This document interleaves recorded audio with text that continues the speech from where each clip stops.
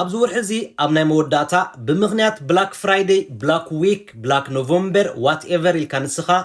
ነገራት ዋጋታት ጎዲሎም መሲልካ ክትገዝኦም ትሓስብ ዘለኻ እዛ ቪድዮ እዚኣ ንዓኻ እያ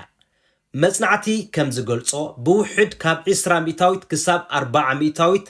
ነቲ ናይ ቀደም ዝነበረ ዋጋታት ኣብዚ ግዜ እዚ ንዓኻ ዋጋ ጎዲሉ ኢሎም መታን ክሸጥልካ ብምልኡ ወሲኾምሉ ስለ ዝርከብ ንስኻ በዚ ነገር እዚ ከይትታለል ምናልባት ግን ሓደ ነገራት ኣለዉ ናይ በሓቂ ዋጋ ዝጎድሉ እሞ ከዓ ንስኻ ኣቐዲምካ ቅድሚ ወርሒ ቅድሚ 2 ወርሒ ዋጋታት ናቶም ትፈልጦም ተነርካ ኣብዚ ሕጂ ግዜ እዚ ጎዲሎም እንተጸኒሖምኻ እሞ ከዓ ዘድልዩኻ ምዝኾኑ ኦኬይ ክትገዝኦም ትኽእል ተዘይኮይነ ግን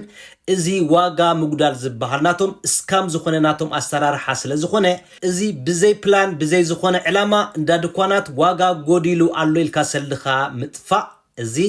ሓደ ስካም ዝኾነ ዓይነት ስራሕ ስለ ዝኾነ ሰልድና ሴቭ ንግበር ሰልድና ንዓቅብ ተተኻኢልኻ ሰልድና ከነዋፍር ይግባአና ተዘይኮይኑ ኣብ ከምዚ ነገራት ዘይጠቕሙ ነገራት ብምኽንያት ዋጋ ምጉዳል ዝብል ኣርእስቲ መፂና ኣምዳ ድኳናት ከይድና ሰልድና ኣይንበትን ደም ርሂፅና ዘምፀናዮ ንሕሰበሉ ሴቭ ንግበር ነዋፍር እዛ ቪድዮ እዚኣ ናብ ብዙሓት ክትበፅሕ ሼር ላይክ ኮመንት ኣብዚ ናተይ ፌስቡክ ፔጅ ፎሎ ምግባር ዘይምርሳዕ ከምኡ ናብ ቲክቶክ بعويخا سبسكرايب أبزل على تري وزلوك ناتي يوتيوب channel thank you